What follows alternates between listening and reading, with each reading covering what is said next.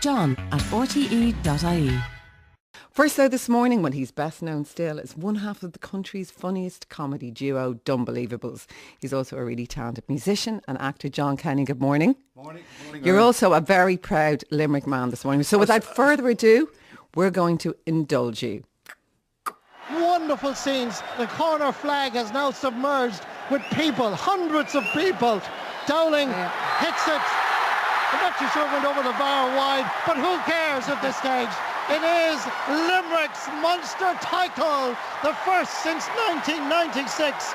It's a sea of green and white. We can hardly see the pitch. The bonfires will blaze from Gary Spillane to Kilmallock to Patrickswell to Croom to all parts of Limerick City. Shannonside is the place to be, the party that will never ever end for the rest of the week. And I can tell you now, Limerick is officially closed. There'll be no work done here until next maybe Monday week. Graham O'Cahy, what's the feeling like to be a Munster champion? It's a fantastic feeling. I think, Christ, are we on top of the world? We're absolutely on top of the world. It's a great feeling.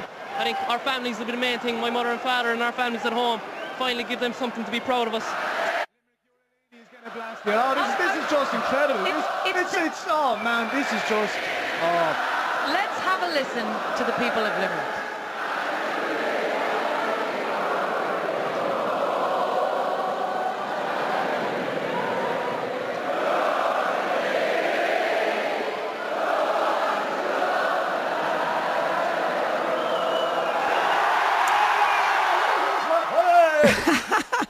I was waiting for that. That's still being sung, I'd say, you know. Yeah. They're still singing it. How happy are you? Well, it's kind of emotional. A lump in my throat yesterday, you know, and even you could hear Marty there, Marty Morrissey. Sure, Marty was even getting emotional, you know. So, yeah, it's fantastic because you see how much it means to people, and I suppose it's just time. I mean, everyone needs a lift at the moment, so it is beautiful for that sort of euphoria that because there's so much passion for the game, and as I said, someone like we've been kind of, you know, a bit unlucky down through the years, and we're sort of not used to winning. We're kind of used to not quite getting there. So, and we're very humble in defeat, I think. They're great sports people, you know, and so it's fantastic. It's great to get that result. It's great to come out on top. Why do you think it does matter so much, John? Well, it's funny because it's of all the things in the country, you know, they say we're kind of politically, like they say about Ireland, like, you know, there's politics at the grassroots and we're stuck in there, but definitely without a shadow of a doubt, like I suppose sport is one of the most amazing things we do in this country, you know. It's something that's it's nearly inherent, it's part of our psyche. It's a very deeper thing than actually sport, and there's an awful lot. It says an awful lot about ourselves, and when you see the game of hurling, a kind of an ancient game, I was watching it yesterday, and you just say the level of skill, the pace, the speed, it is not probably the best field sport in the world. Yeah. I mean, the speed, it's beautiful technique. To look at. We seem to take it for granted, and we seem to forget that these guys actually work for a living as well. And the level of skill and fitness, and, you know, I mean, hurling is just an absolutely a treasured game. It is one of the most beautiful games. Thanks be to God we still have it. And listen, you know, we're pretty competitive too. Was it sweeter, all the sweeter that you beat Cork? Well, there's a saying down in Limerick, you know, when the hay is saved and Cork bait, what more do you have to do? And somebody was slagging me during the week because they said, I suppose you'll be having the dinner at 8:30, because that was one of the lines from a sketch we wrote years ago about the back of the church, about these two guys heading off to a match. Okay. Which was always sort of a big tradition thing like that, you know, the day of a Munster final. The cows would be milked at 5:30 in the morning, the breakfast to be had at 6:30, and then you'd have the dinner at 8:30, and you'd be on the road to the match. Of course, transport was very slow in those days, you know what I mean? It could have been bikes or push cars or whatever you had, but this kind of romantic idea, the Munster final has a huge tradition. It's hard to believe it. And no, I think Munster hurling is something very, when you look at it, I mean, I suppose, Kerry, I suppose, God, they wouldn't know what a hurley is in Kerry. I don't know how we got the Kerry crowd out. But it's a loved game down there completely, and people are so passionate about it. And some of the players, I thought it was lovely when they were interviewed afterwards, were saying, you know, it's so important for even the new younger generation, for kids to see the fact that Limerick can win. In other words, it gives them hope to think they can do it too. Yeah. And there's always these cliches in sport, like we were there or thereabouts. You're kind of but that is sport, unfortunately. Like only one team can win, and like They've done so well, I suppose, you know what I mean, at times, and they've been there, thereabouts, not quite getting there. And there's a lot of luck in sport because it is a ball. Yeah. You know, things go wrong. You know, you can sit back and you need a little bit of luck as well as all that skill and all that passion and everything. So, Limerick, your milady, your Shannon Waters tears. I'm crying myself. No, keep going. No. Don't put anyone after breakfast now. It's hour of the morning, me. No, it was great, Jay. 17 years, I suppose, since the Munster final. 40 years since in All-Ireland. Do you think you can do it? Yeah, why not? But then again, I think Limerick people would be kind of, that's one thing about, they wouldn't be sort of saying, yeah, we're going to win the All. They're kind of cautiously, quietly optimistic in their own way. They wouldn't be they would hope to. Of course we'd love to win the All-Ireland. My God, wouldn't we love to win it? I think Kilkenny was the last time we were in a final. We met Kilkenny, and then we had that historic win when we thought we had won against Offaly. And the boys of the Pilkingtons, wherever they came out of, they're not even locals. I'd say that's not a local name, Pinkelton. The lads didn't. They turn. It was about 2 minutes to go, and Offaly turned around and just stole the game. We had it like, and so they're our last two memories. My last two memories of Croke Park, anyway. So hopefully they could be there this year. I hope it is. I hope it's for the lads and all and everyone involved in the team, because those memories are still very painful to you, John. You remember them? Painful indeed. Can't you see me? Well, it was because I was going to leave at the Offaly match. There was a friend of mine. We said, this is how talk about being arrogant and confident. We said we'd get out before the rush, because we thought the lads had nothing to do, just go up and collect the Liam McCarthy, and that was it. And we were leaving the old stand in Croke Park. I was sending a friend of mine, Eugene, and we heard all this big cheer going up, and we said, God, what's happening? So we turned around and went back in, and that's what was happening. There was 2 goals put in, or a goal and so many points in about a minute and a half, and so yeah, I know. I suppose I'd survive. I did survive it. You know, I was. Did you play any sport when you were growing up in Hospital? That's where you grew up, wasn't it? Well, yes, Hospital, County Limerick, and everyone says what a name for a place, Hospital. But actually, there was a kind of a hospital there. Knights Templars were there. You know, that's where originally the name came from. But the original name, we'll say the old Irish name for hospital is Glenanya, which I think is the most beautiful name. It isn't Glenanya. And then the nearest village to hospital is Knockany, which is now called which is Canuckanya. So you've Canuckanya looking down on Glenanya. Beautiful. I mean, it just sounds so much more romantic and everything, doesn't it? Hospital. Than Irish. And real Irish, like. So yeah, and of course, so that's where, it's southeast Limerick, like. It'd be Kilmallock area. I heard Kilmallock on the Morning radio. Ireland. They were on Morning Ireland this morning, and Bruff, that area, Hospital. If I start naming out parishes now, I'll be killed when I go on for why didn't you give us a mention? You know the crack. But southeast Limerick, it's a great area. You know, it's a great sporting area. Like, I mean, anything. I mean, anything. Camel racing is about the only thing they don't do down our way, you know. I did a bit of hurling, played a bit of soccer, played a bit of rugby, you know. Bruff, great rugby team in Bruff, great tradition. John Hayes. So, and so it is a sporting country, like, and from greyhound racing to horse racing to, as I say, anything. But we didn't start the camel racing yet, but we'll. But you will. I'm sure it'll happen, you know. Like we were saying earlier, just before we went on, how much we love the sun and the weather. Do you think it changes us? You're a great observer of us as a people, as a nation. Do you think the sun brings out different things in us? Well, we're funny with the sun, you know. Irish people, we need the weather because, number one, the weather is our greatest kind of, I mean, weather is conversation in Ireland. Nothing can start without grand day, dirty day, soft. And there's not even a sentence. It's just the one-liners. I've noticed people who are not Irish observing conversation between two Irish people, and they're probably, I had a friend of mine, he's an Italian guy, Davide, and he was with me one day in Bruff, and the amount, you just pass people and someone would say, soft, grand Mike, someone else, dirty, and all this just one line's coming out, and we knew exactly, he hadn't a clue what was going on. Soft, dirty, hard, damp, and just these little one line, one word. I mean, not even a line, one word. So we need the weather, you see. And when we go abroad then and we see blue skies all the time, Irish people are bored out of their heads abroad. Yeah. You know, you can, because they come out every day and there's nothing to talk about the weather because the weather doesn't change. We're so used to having it, like we can have 4 seasons in one day, you know. And I said, well, during the Celtic Tiger was a great time to observe Irish people abroad because we went in our masses, not just once or two. People, you know, they went away about 3 or 4 times a year. Oh, we were away again. You know what I mean? I didn't see you in ages. Oh, we were away again. We were up. I thought you were away. Yeah, we said we'd go away again, you know. And everyone, but I reckon the people went to punish themselves because we don't like the heat. We're not used to it in Ireland, you see. And we go to places like Spain. Crazy stuff. And you always spot the Irish in Spain because the fellas will be wearing the diamondy jumpers. Do you know the diamondy jumpers? Kind of triangular. The triangle diamondy jumpers. The Irish men love them. Now, whether the men buy them themselves or the women buy them for the men, because men wouldn't be great to go shopping, and they always come back with the diamondy jumper. And you'll always spot him abroad. He'd be going round in the middle of winter at home, Marion, with a shirt on him and at flogging rain, and he wouldn't have an umbrella. Did you ever see an Irishman down the country with an umbrella?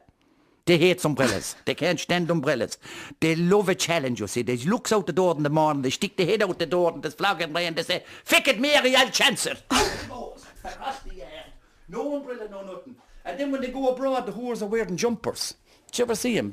Big, thick, heavy jumper. And then, of course, the French now or the Italians, they throw the jumper over the shoulder, right? Yeah. Whereas the paddy will tie it around theirs. Did you ever see that one? A grown man with the jumper tied around and the flapping, the diamond jumper flapping, and plastic bags. We bring our own plastic bags. Why do we do that? I don't know. It's kind of, we get homesick. That's why when you go abroad, you'll see Duns, Pennies, you'll see all these, you know what I mean? Bags, yeah. O'Connor's, you know, you see all the plastic bags. But you see there's tea bags in them, and they don't leave them in the apartments. In case they're stolen. Well, you've only the one box of tea bags, like. And if that was gone, the holiday be ruined because you couldn't drink the tea out there. And there's Kerrygold butter, ever's inside the bag. And of course, that's dripping out of it with the heat. And so we're kind of funny when we with the weather, like. And I reckon we used to go abroad. People still go abroad from Ireland. They go to places like the south of Spain. It's too warm. It's just kind of like to punish themselves, I think, you know. Yeah. It's like penance. You see, we used to go to Lough Derg before.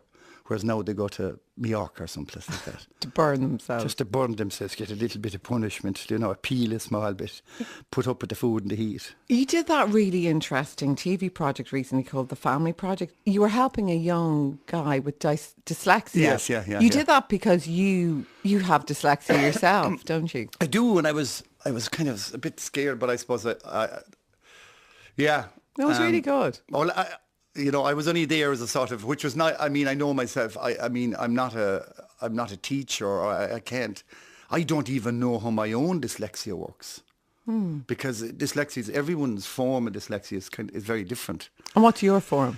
Well, I suppose it's the standard one is probably a thing with spelling, reading, writing, along those areas, you know. But at the same time, every individual has a different form of dyslexia because everyone themselves are different. We all have different brains.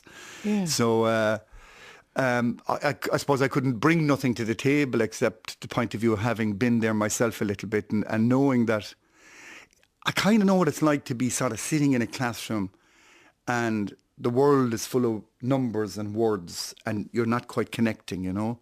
Yeah. It can be very alien and it's moving past you. It's coming at you at a speed that you can't decipher it. It's very difficult to understand. So I got it with Kieran when very kindly they let me into his classroom one day, and while I was waiting to talk to his class about my dyslexia, I was just there for a while observing it, and I could feel how strange it is. Even again for me, it all came back to me. It was like, I remember now how I used to feel. And was it diagnosed when you were young, or did you just have to sit in class and think? I sat in class for a good while and put up with a lot of ridiculous stuff, like a lot of people did down through the years because of ignorance and no awareness of what although dyslexia itself has been pretty much diagnosed since the 1920s. Yeah.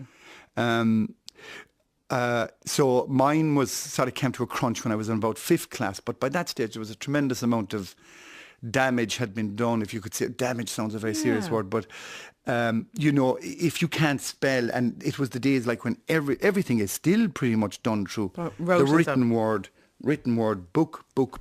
You probably would have lost a lot of confidence by 5th class and felt like you were stupid or something. Well, I think this was the biggest thing. I think confidence is what people, is what affects people. It really did affect me.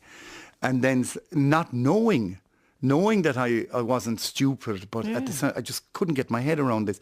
And as always, I wasn't the only one. And I suppose when I was growing up, it was a much crueler world in some ways because, I mean, corporal punishment was something that was very, very real. I mean, for me, it was, you know, stand up with the rest of the dummies and basically get beaten. Really? Yeah, it was quite horrific, like, you know. And that was the way the system worked, and you accepted it, and our parents would accept it. But do you resent that now when you look back? Yeah, I do resent it, because I resented it at the time, because even then, back then, I knew myself that this was wrong. Yeah. It wasn't your fault. Yes, Yeah. this was wrong. Even no matter how hard I tried sometimes to learn whatever I had to learn, it would often, things would go blank on me when it came to and that is because my confidence had been taken as well, you see. So it was kind, you know, it was like an animal. It manifested itself, and it nearly got bigger and bigger and bigger. You know what I mean? The whole disability thing. It started out maybe there, but as time went on, because the way it was dealt with, the thing, it became a much bigger issue, I suppose, you know. So did you become the funny guy then, almost, to compensate for that? I mean, how did you deal with it when you became a young adult man? Well, I think you find other things that I knew I could do, and I could do pretty well. I was quite good at sports. I ran a lot, and I used to train. I used to do cross-country running, and I did road running, and I was quite a good athlete. I played sports. Then I got interested in music, and I found music was very easy for me. And then I used to like to paint and draw. So there was a whole other world that I actually knew that I was actually achieving things at. That, you know what I mean? You were good at. That I was good at. Yeah. And I was always good at English, because I could write poetry, but I couldn't spell. And I could put words together, but it was all, I'm very visual. I'm still very visual. Like, I actually think in a very visual way. And I think a lot of dyslexics do as well. That I stand back and I see something, and like when I came in here this morning too, I was talking about the studio here, and I said, I love the space, because up here the control room was like being at the stand in a match, and you were like down here there was this visual thing. I was playing on the pitch. You were on the pitch, you're performing, you're down here performing, they're observing, they're watching and controlling, and I was visualising. That's what it meant to me, like it was a visual thing, you know. And you're on the pitch with me now. I'm on the pitch with you now, and are you full back? Yes, where are you? Jesus, you keep moving around the place. Lad, she's in and out, she's up and down. She won't hold her position, lads. I don't know how we giving her run out at all. How's she holding her position down here at all? She's hopping from one thing to the next. She's on the television 1 minute, she's on the radio the next. She can't, I tell you something now, if we don't settle down and stay in the one position now, Marion, it's your last shot now, I tell you. You have to prove yourself. You have the talent. You can do it. There's no one doubting We that. can win. But you can just have to slow down and take it easy. But yes. You had, everyone knows, obviously, you had your cancer diagnosis, you got it treated, you got better, but you had a bad side effect of that treatment, didn't you, which affected your heart? Yeah. Tell me about that. Well, I kind of don't like going on. I suppose I don't like talking about my illness that much, because there's so many other people going, you know, probably, you know, you're talking about it. I don't know. Yeah, I had a little bit, but I was very lucky once again, because my heart muscle was damaged from my treatment. And is that the chemotherapy or the radiotherapy? Well, I would imagine radiation. Fine, yeah, right. yeah, and probably. Well, I as far as I know, it was the radiation. Fine. I mean, even you. Do you get answers? Fine. I cured you, but I didn't damage you. So it had been damaged for a long time. So I'd forgotten completely about it, and there was a few things, but I wasn't thinking, get on with life, get going. And about 2 years ago, I was on a walk with Jon on the radio program. Myself and Pat were doing one of the walks. It was before we went back on to do a kind of reunion tour. And we went out to Upper Church, and by Jay, we hadn't even gone up the side of the hill, and I was just absolutely exhausted. Yeah. And I didn't realise at the time I was actually going through heart failure. And I went through the whole tour. I think there was 80-something dates, one after another, going through heart failure. But did you not feel dreadful? Wrecked. I couldn't even walk up the stairs at home when I got back from the shows to go to bed. Madness. But are you very lucky you didn't actually have some kind of a major heart attack? Yes, I am. Yeah, I am. Yeah. And it was very good, because it's like everything else, you know.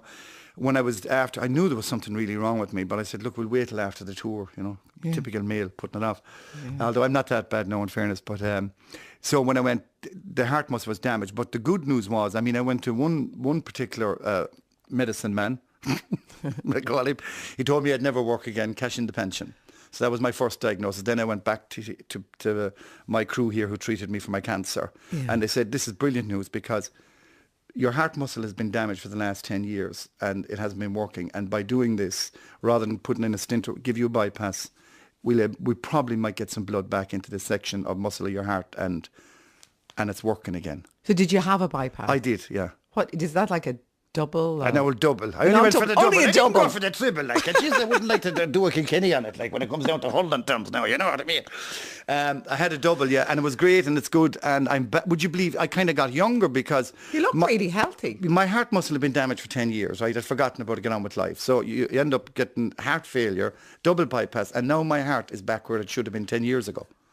Yeah. So I'm actually physically 10 years younger than I was. Yeah, which is great in a way. It's a bonus. It's kind of madness, isn't it? You can't get your head around it. I mean, it's a bit daft, you know, but I actually am. My heart is better now than it was 10 years ago. And do you feel like a completely different person physically? I'm like a new man, Miriam. Yeah, well, Did you look at me? Look at my eyes. Look into my eyes. The lovely blue eyes. Do you look at them now? Mine now. Look at it. And they're beaming. They are beaming, actually. They are, yeah. They're beautiful. We're kind of good. I suppose the head, you know, I think, you know, it's a bit... my wife says I can be kind of a typical performer, like, you know, a bit temperamental at times, and because we go through awful highs, I think, you know, that's the thing about, you get awful excited about new things or creating new things, and your head is in that buzz or that space, and you're enjoying your work so much because you love your work, and then you can actually get down at times if you like, work is like a drug to some extent. I know I was a workaholic one time where I just did nothing but do shows 6-7 nights a week. Now I don't do that anymore, but I'm still very much involved, and I like to do plays and I like to do my shows on my own. But you go like that. So I think the head is a great place, you know, if you control that, for me. But a lot of performers are like that, I found. I've interviewed, like they say they need the big highs to perform, but then they do crash. Yeah, sure. It's obvious if you're up at this level, which is kind of, it's unnatural probably, maybe not unless you're in Zen all the time in that space, you know. So are you difficult to live with? Oh, no, I'm not really, actually. Besides it all, I'm not too bad. She's still with me. She's still with me.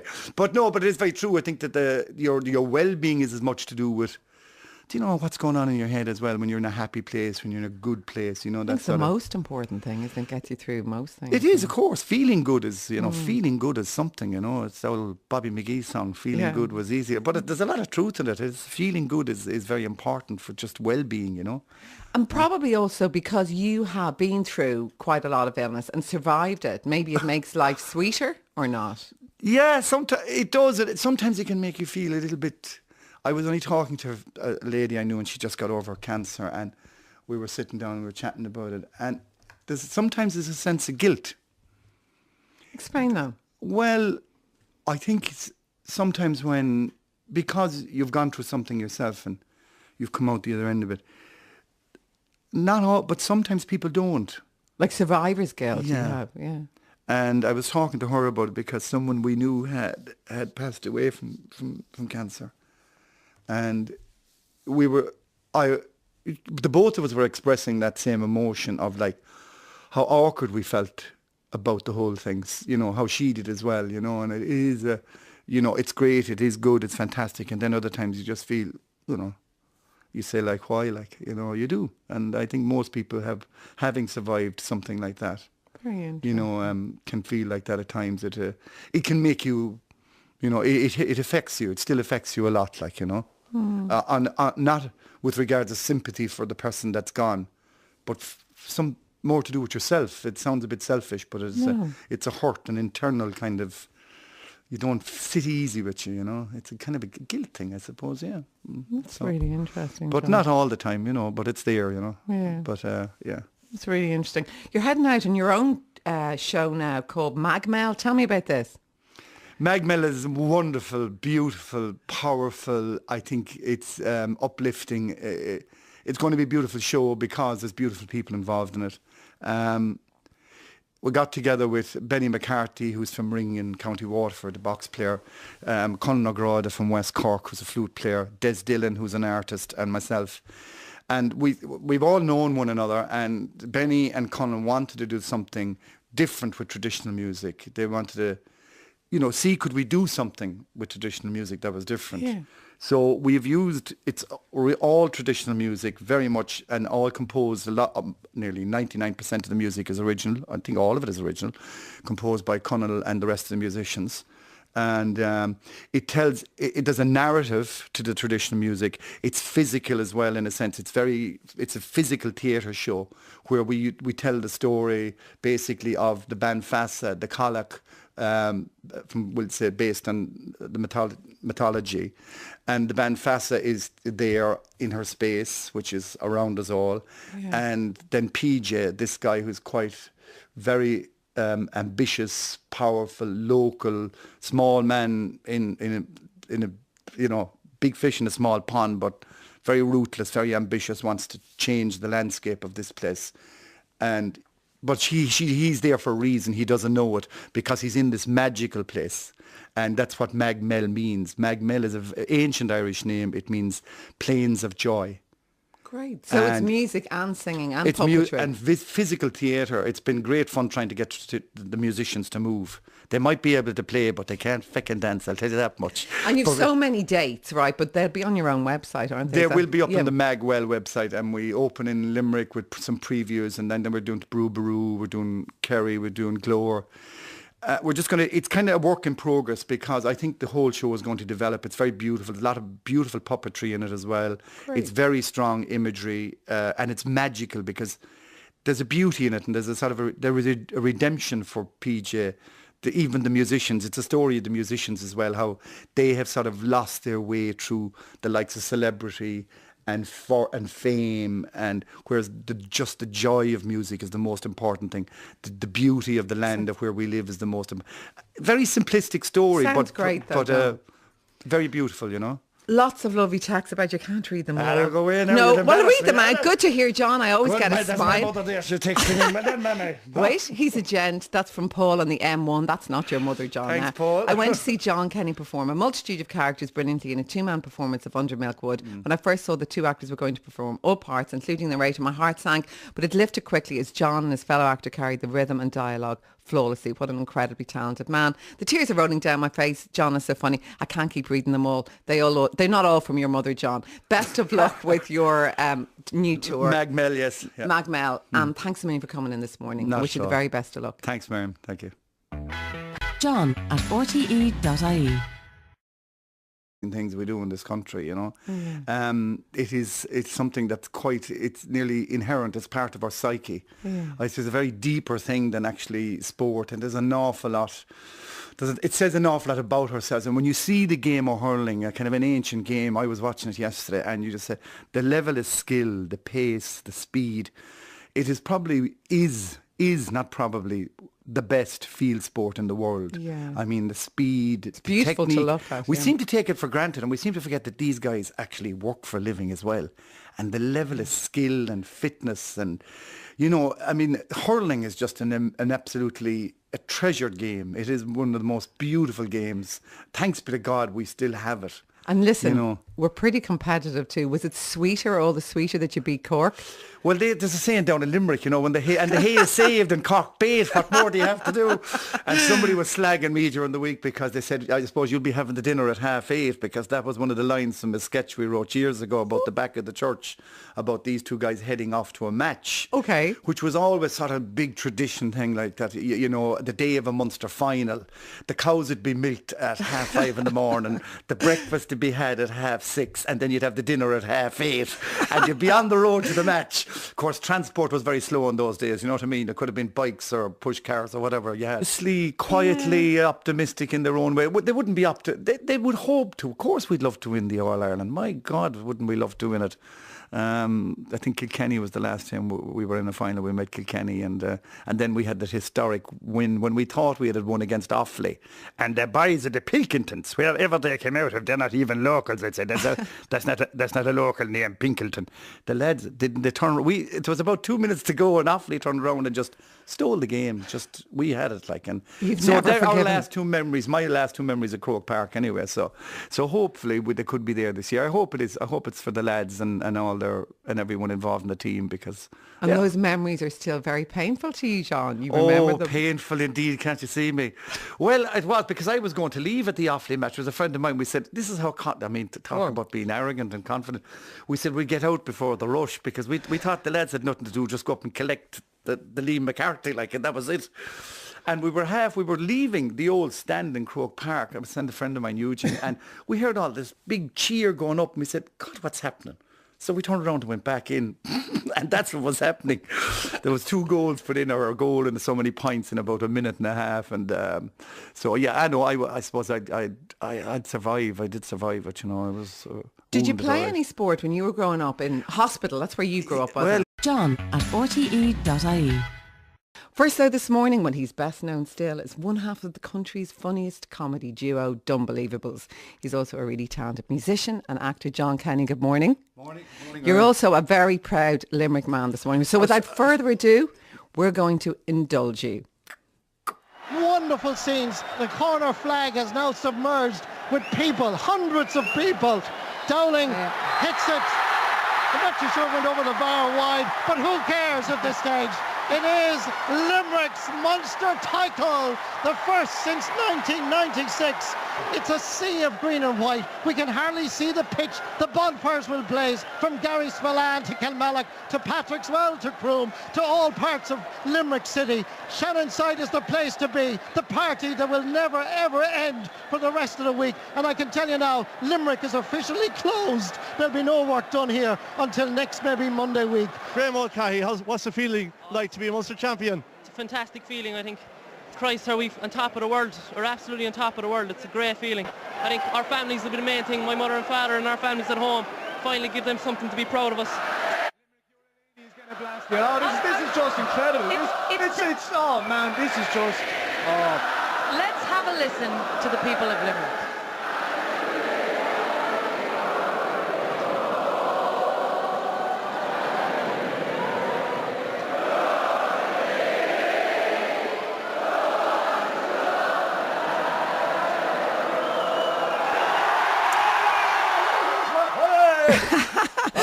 I was waiting for that. That's still being sung, I'd say, you know. Yeah. They're still singing it. How happy are you? Well, it's kind of emotional. I had a lump in my throat yesterday, you know, and even you could hear Marty there, Marty Morrissey. Sure, Marty was even getting emotional, you know. So, yeah, it's fantastic because you see how much it means to people, and I suppose it's just time. I mean, everyone needs a lift at the moment, so it is beautiful for that sort of euphoria that because there's so much passion for the game, and as I said, someone like we've been kind of, you know, a bit unlucky down through the years, and we're sort of not used to winning. We're kind of used to not quite getting there. So, and we're very humble in defeat, I think. They're great sports people, you know, and so it's fantastic. It's great to get that result. It's great to come out on top. Why do you think it does matter so much, John? Well, it's funny because it's of all the things in the country, you know, they say we're kind of politically, like they say about Ireland, like, you know, there's politics at the grassroots and we're stuck in there, but definitely without a shadow of a doubt, like I suppose sport is one of the most amazing. But this kind of romantic idea, the Munster final has a huge tradition. It's hard to believe it. And no, I think Munster hurling is something very, but when you look at it, I mean, I suppose, Kerry, I suppose, God, they wouldn't know what a hurley is in Kerry. I don't know how we got the Kerry crowd out.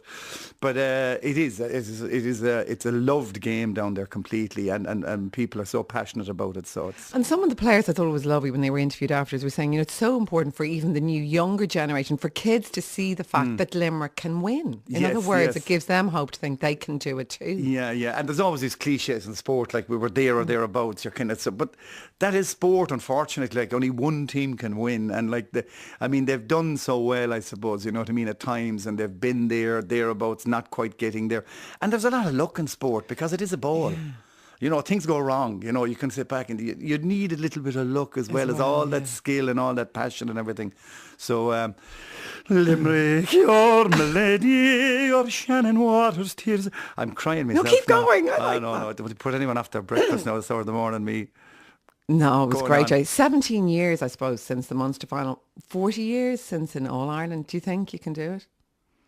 Yeah, why not? But then Yeah. again, I think Limerick people would be kind of, that's one thing about, they wouldn't be sort of saying, yeah, we're going to win the All. They're kind of cautious.